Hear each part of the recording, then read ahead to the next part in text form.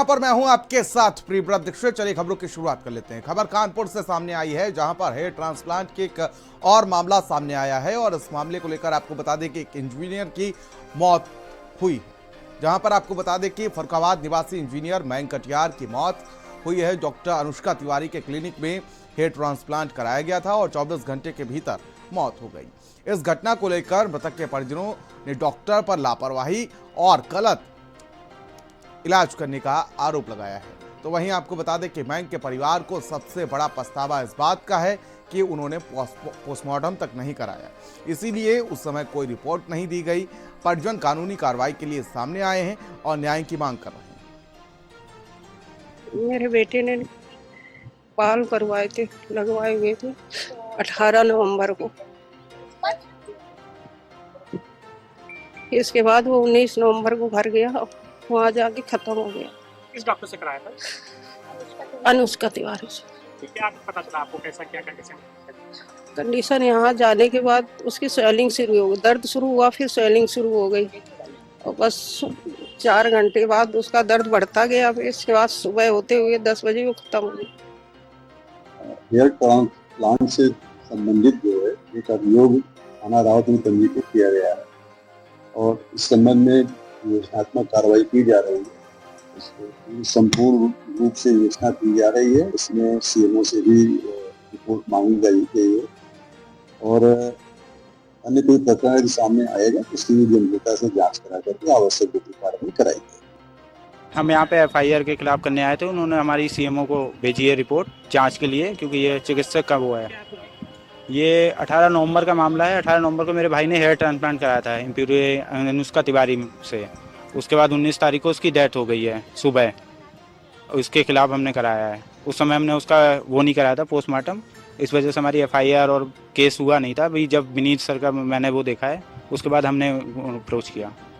मेरे पास कागज़ भी हैं और वो भी हैं, डॉक्यूमेंट वगैरह। आप चाहें तो मैं दिखा सकता हूँ। तो आज इसी पर चर्चा करेंगे और तमाम पहलुओं को समझने की कोशिश करेंगे कि आखिर ये क्यों हो रहा है और जिस तरीके से कभी कभी अच्छे दिखने की जो चाहत होती है वो कहीं ना कहीं जानलेवा भी साबित हो सकती है। डॉक्टर आशीष चौहान हमारे साथ जुड़े हुए हैं, डॉक्टर शीतल यादव हमारे साथ जुड़ी हुई हैं, सलाहकार हैं, त्वचा रोग विशेषज्ञ हैं और साथ ही साथ एनेस्थीसिया के सर्जन हैं हमारे साथ डॉक्टर आशीष चौहान। आप दोनों का बहुत बहुत स्वागत है।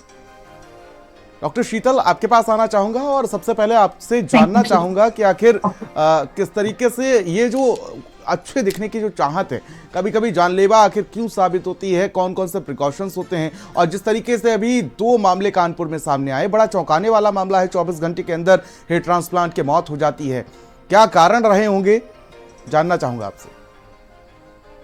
यूजुअली जो हेयर ट्रांसप्लांट होता है it is considered a safe procedure. Usually बहुत ज्यादा खतरनाक प्रोसीजर नहीं माना जाता है।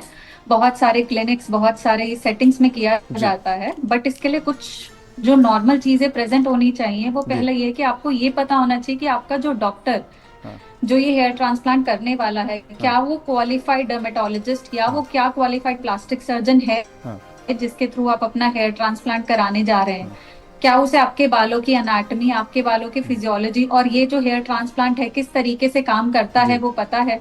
और हेयर ट्रांसप्लांट एक पूरी टीम के साथ किया जाता है जिसमें एनेस्थीसियोलॉजिस्ट का बहुत बड़ा रोल होता है। उनकी प्रेजेंस होना बहुत ज्यादा जरूरी होता है, क्योंकि कई बार इसमें बहुत ज्यादा लोकल की मात्रा डाली जाती है जिससे एरिया को सुन किया जाता है और उसके बाद बालों को वहां से निकाल के दूसरी जगह पे लगाया जाता है। तो इस केस में जब हम इतनी ज्यादा मात्रा में एड्रेनलिन या जो लिग्नोकेन हम यूजुअली बोलते हैं वो दिया जाता है और एक एनेस्थीसिया का वो क्रिएट किया जाता है, तो एक एनेस्थीसियोलॉजिस्ट का प्रेजेंस होना जरूरी है। प्रॉपर ओटी सेटिंग्स में होना चाहिए और ओटी प्रॉपर तरीके से क्लीन होना चाहिए। प्रॉपर स्टेराइल कंडीशंस के अंदर ये प्रोसीजर जो है किया जाता है और इस प्रोसीजर में लंबा टाइम लगता है जो कि लगभग 6 से 8 घंटे के बराबर होता है। तो अगर ये सब सेटिंग्स प्रॉपर तरीके से रखी जाए तो ये प्रॉपर तरीके से किया जाता है प्रोसीजर और सक्सेसफुल माना जाता है। लेकिन इसके बाद भी, प्रोसीजर के बाद भी बहुत सारे प्रिकॉशंस होते हैं जो पेशेंट को फॉलो करने होते हैं। और प्रोसीजर से पहले पेशेंट को कोई दिल का रोग तो नहीं है, पेशेंट को कोई और हाइपरटेंशन की दिक्कत तो नहीं है, शुगर की दिक्कत तो नहीं है। इन सब चीजों को ध्यान में रखा जाता है, क्योंकि जिन लोगों को बहुत ज्यादा हाई बीपी हो या दिल की कोई दिक्कत हो उन मरीजों में इसको अवॉइड किया जाता है। तो ये बेसिकली प्रॉपर एक प्री एनेस्थेटिक चेकअप के बाद ही प्रोसीजर करना चाहिए किसी भी पेशेंट का। इसलिए बोला जाता है कि have look at the degree जिसके पास आप ये अपना प्रोसीजर कराने जा रहे हैं, क्योंकि आज की तारीख में देखा जाए तो हर कोई day in and day out, आप कहीं भी चले जाइए, कानपुर की बात ना करते हो, कहीं भी चले जाइए, हर जगह ये प्रोसीजर बहुत सारे क्लिनिक्स में करा जा रहा है। और अब तो ऐसा हो गया है कि बहुत छोटे छोटे सेक्टर्स में भी इस प्रोसीजर को किया जा रहा है। ठीक है, मैं लौटूंगा आपके पास। डॉक्टर आशीष हमारे साथ जुड़े हुए हैं, एनेस्थेटिक फिजिशियन है। डॉक्टर आशीष, मैं आपसे जानना चाहूँगा कि आखिर कितनी मात्रा में दी जानी चाहिए एनेस्थीसिया, और साथ ही साथ कौन कौन से प्रिकॉशंस बरते जाने चाहिए इस हेयर ट्रांसप्लांट के दौरान, और किस तरीके से एक एनेस्थीशियन की मौजूदगी भी जरूरी होती है हेयर ट्रांसप्लांट के दौरान। देखिए, वैसे हेयर ट्रांसप्लांट अगर देखा जाए तो बहुत टेक्निक सेंसिटिव प्रोसीजर नहीं है, और टेक्निक सेंसिटिव नहीं होने के कारण बहुत सारे, जैसे कि अभी डॉक्टर शीतल ने बताया कि बहुत सारे प्रोफेशनल लोग भी इस प्रोसीजर को करने की कोशिश करते हैं। बट देखिए, अगर आप हेयर ट्रीट कर रहे हैं या स्किन ट्रीट कर रहे हैं, आप एक्चुअली वो ट्रीट कर रहे हैं, एक ह्यूमन बीइंग को ट्रीट कर रहे हैं। आप इस चीज को सोच के चलिए कि आप एक इंसान का इलाज कर रहे हैं जिसके हेयर या स्किन में आप कोई भी प्रॉब्लम को सॉल्व कर रहे हैं। तो अगर उसकी कोई भी तरह का चेकअप या उसकी एलर्जी, उस शरीर को, उसके रिएक्शंस, अगर हम क्या उसमें दवाइयां यूज कर रहे हैं, इन चीजों के बारे में अगर हम विश्लेषण लें और सोचें, तो हेयर ट्रांसप्लांट भी एक कॉम्प्लेक्स प्रोसीजर है। एक वही उसी तरह का प्रोसीजर, उसी तरह की सर्जरी है जैसे कि कोई आम छोटी सर्जरी होती है। ये मिनिमल इन्वेसिव है, मैं मानता हूँ। पेशेंट में डाउन टाइम बहुत कम होता है, पेशेंट की रिकवरी बहुत फास्ट है। अभी नई टेक्नोलॉजीज जो आ चुकी हैं उसमें रिकवरीज बहुत ही अच्छी होती है, और बहुत इजी प्रोसीजर है, डरने की जरूरत नहीं है इस प्रोसीजर के साथ। मैं अगर देखूंगा तो मैं 12-13 साल से इस प्रोसीजर में हूँ, और मैं देखता हूँ कि बहुत ही इजी है। बट किसी भी पेशेंट में एलर्जी हो सकती है, जैसा कि मैंने बताया कि मैं एक इंसान है जिसके ऊपर आप ट्रीट कर रहे हो, उस इंसान के रिएक्शंस हो सकते हैं, दवाइयों के साथ उसका बॉडी का रिएक्शन हो सकता है, ग्राफ्ट के साथ उसकी बॉडी रिएक्ट कर सकती है, एक स्ट्रेस प्रोड्यूस हो रहा है बॉडी के अंदर। अगर आप उसमें मल्टीपल पंचर्स कर रहे हैं, एक 3 या 6 घंटे का, जैसे डॉक्टर शीतल ने बताया कि एक प्रोसेस है, आप उतना समय उसमें यूज करते हैं, तो सलाह यही रहेगी कि हमेशा क्वालिफाइड बंदा हो जो कर रहा हो, आइदर वो एक प्लास्टिक सर्जन हो, एक डर्मेटोलॉजिस्ट हो, उसके पास इक्विप्ड एक्सपीरियंस हो, साथ में कहीं ना कहीं अगर एनेस्थीसियोलॉजिस्ट की या किसी अगर वो किसी बीमारी या किसी एलर्जी से जूझता है, तो एक फिजिशियन की सलाह लेना भी हमारा काम होना चाहिए। जैसे हम प्री एनेस्थेटिक चेकअप में लेते हैं, और हम अगर कोई भी कोकोमेटेंट थेरेपीज, कोकोमेटेंट कोई भी इश्यूज रहते हैं उनके साथ, तो हम संबंधित डॉक्टर से पहले सलाह और क्लियरेंस लेते हैं कि जैसे एक नॉर्मल प्रोसीजर किया है उसी तरह से हमें हेयर ट्रांसप्लांट को लेके जाना चाहिए। अगर सभी तरह के प्रिकॉशंस के साथ आप इस प्रोसीजर को जाते हैं, ये कंप्लीटली सेफ है, इसमें कोई दिक्कत नहीं है इस प्रोसीजर में। डॉक्टर आशीष, मेरा सवाल यह है कि जिस तरीके से भी 2 मामले लगातार कानपुर में सामने आए, दोनों इंजीनियर थे, और दोनों की मौत जो हुई वो हेयर ट्रांसप्लांट से हुई, सूजन से हुई, बॉडी में इन्फेक्शन हो गया। कौन कौन सी चीज़ें ध्यान में रखनी चाहिए? क्योंकि मैं कई ऐसे लोगों से मिला जिन्होंने हेयर ट्रांसप्लांट कराया, और उसके बाद उन्होंने मुझे ये बताया कि आपकी पूरी बॉडी के चेकअप होते हैं, आपको अगर कोई प्रॉब्लम है, और जो लोग पैसे बचाने के चक्कर में या टेस्ट कराने के चक्कर में फर्जी रिपोर्ट बनवा लेते हैं, वो कहीं ना कहीं इन चीज़ों का शिकार हो जाते हैं। तो क्या ऐसा भी होता है क्या, डॉक्टर शीतल?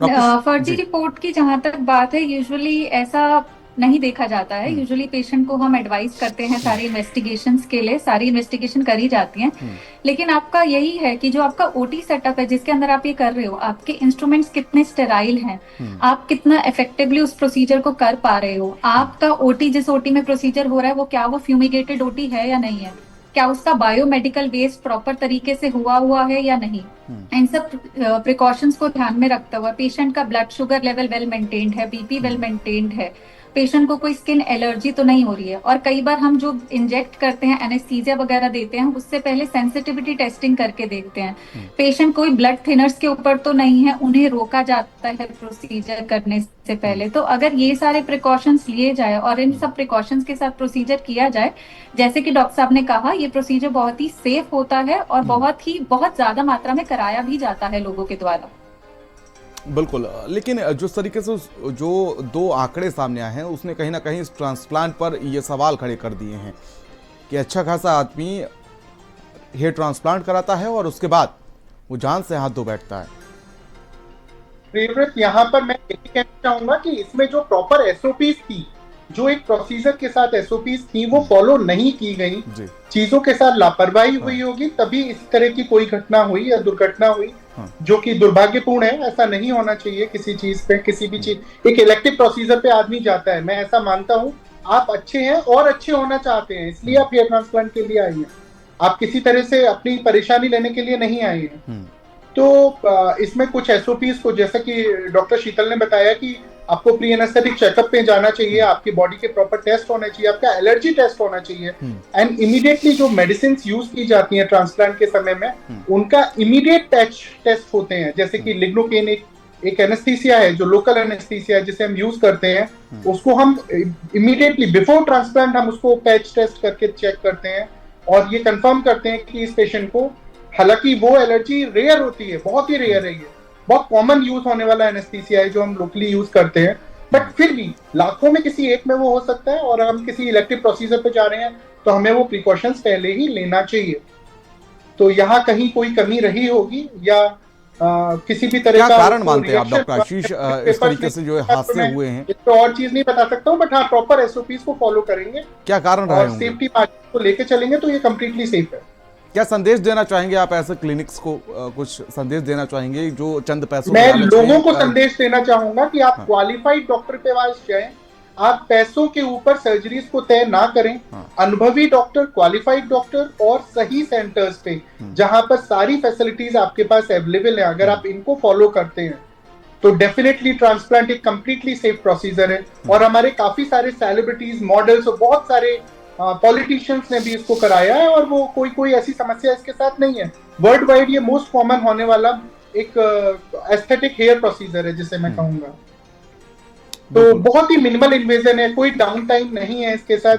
समस्याएं तभी आती हैं जब एसओपीज फॉलो ना हो, क्वालिफाइड बंदे उसको ना कर रहे हो, टेक्नीशियंस के बेस पे प्रोसेस होता है कई जगह, तो जहां टेक्नीशियन बेस पे होता है और लोगों को लगता है कि कम पैसे में क्या हो सकता है, वहां पर समस्याएं आएंगी। जहां पर इक्विप्ड क्लिनिक नहीं है, वो उस चीज को करेगा तो डेफिनेटली कहीं ना कहीं उससे नुकसान होने के चांसेस रहेंगे।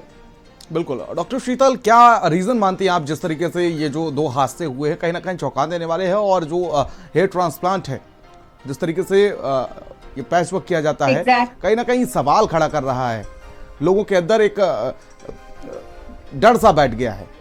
जिस तरीके से जो इन लोगों की हालत थी, जिस तरीके से जो तस्वीरें इन लोगों के सामने आई, चेहरा सूजा हुआ, आंखें बाहर निकली हुई, वो कहीं ना कहीं डर सा उन लोगों को लग रहा है जो हेयर ट्रांसप्लांट कराने की सोच रहे हैं।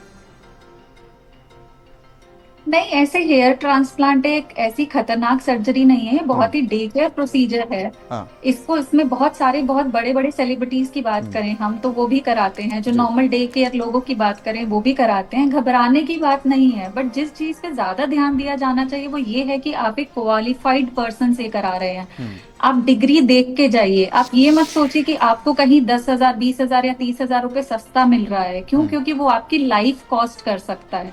आप इसमें इन्फेक्शन होने के चांसेस भी बहुत होते हैं, क्योंकि आप एक रूट से किसी चीज को निकाल रहे हैं, तो वहां पे अगर प्रॉपर तरीके से इंस्ट्रूमेंट्स को नहीं यूज किया गया है तो इन्फेक्शन होने के चांसेस होते हैं।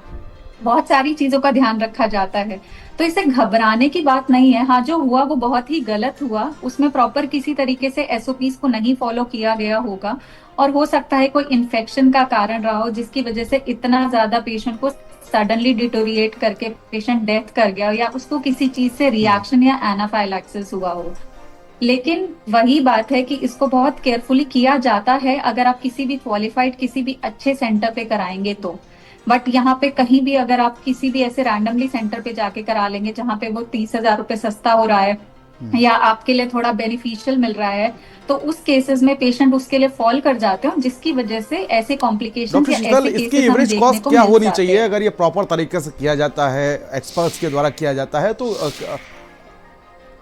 इसकी एवरेज कॉस्ट क्या होनी चाहिए? इसकी एवरेज कॉस्ट ऐसे नहीं बताई जाती, डिपेंड करा जाता है कि कितना डोनर एरिया है और कितना रिसिपेंट एरिया है, कितने एरिया को कवर किया जाएगा, कितने ग्राफ्ट लगेंगे, क्या वो 3,000 होंगे, क्या वो 10,000 होंगे, क्या वो 5,000 ग्राफ्ट होंगे, कितने एरिया को कवर किया जाता है उसके बेसिस पे किया जाता है, बट लगभग मोटा ये कहीं भी रेंज कर सकता है, ranging from 1 to ranging to 6 lakhs as well.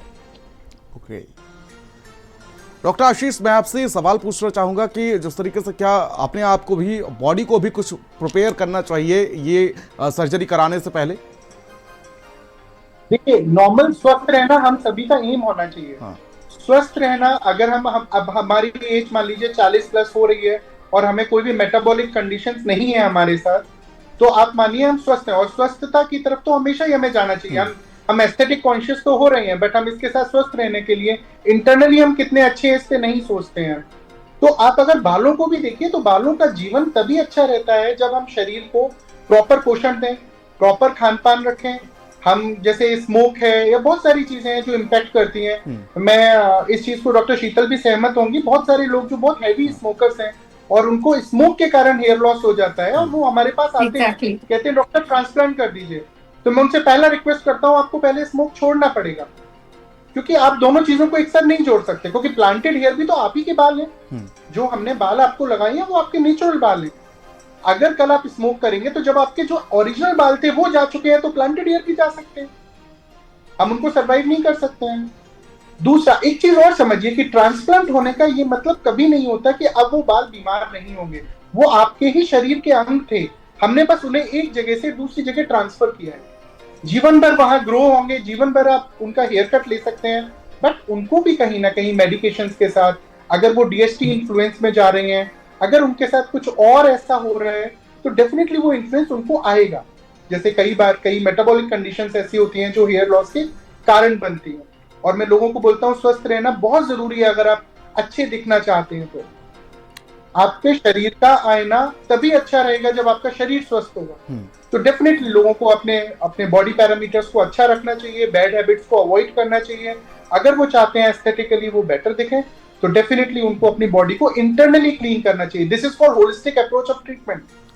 तो आप होलिस्टिक अप्रोच से ट्रीटमेंट लेंगे, कभी आपको दिक्कत नहीं आएगा। आपका ट्रांसप्लांट सालों साल चलेगा, जीवन भर चलेगा और आपका लुक भी वैसा रहेगा। ठीक है डॉक्टर शीतल, फाइनल कमेंट के तौर पर मैं आपसे जानना चाहूंगा, जो लोग हेयर ट्रांसप्लांट कराना चाहते हैं लेकिन जिस तरीके से खबरें सामने आई हैं वो कहीं ना कहीं डर सा उनके अंदर बैठ गया होगा, क्या संदेश देना चाहेंगे उनको, किस तरीके से क्या एडवाइस देना चाहेंगे उनको आप? कोई घबराने वाली बात नहीं है। हेयर ट्रांसप्लांट एक बहुत ही सेफ प्रोसीजर माना जाता है। हाँ, समय लगता है प्रोसीजर करने में। प्रोसीजर के बाद कुछ प्रिकॉशंस बताए जाते हैं कि आपको हैवी एक्सरसाइज नहीं करनी है, सर को बहुत ज्यादा लंबे समय तक नीचे नहीं रखना है, शैम्पू नहीं यूज करना है फॉर द टाइम बीइंग, और भी बहुत सारे प्रोसीजर्स के दौरान प्रिकॉशंस बताए जाते हैं। बस उनको फॉलो करना है। और सबसे इम्पोर्टेंट बात, एक well qualified MD dermatology surgeon ही होना चाहिए, जिसके क्लिनिक में जाके या जिसके सेंटर में जाके आप अपना हेयर ट्रांसप्लांट कराना चाह रहे हैं। ठीक है, आप दोनों डॉक्टर्स का हमारे साथ जुड़ने के लिए बहुत बहुत शुक्रिया, अपना कीमती समय देने के लिए बहुत बहुत शुक्रिया। चलिए खबरों में आगे बढ़ेंगे और आज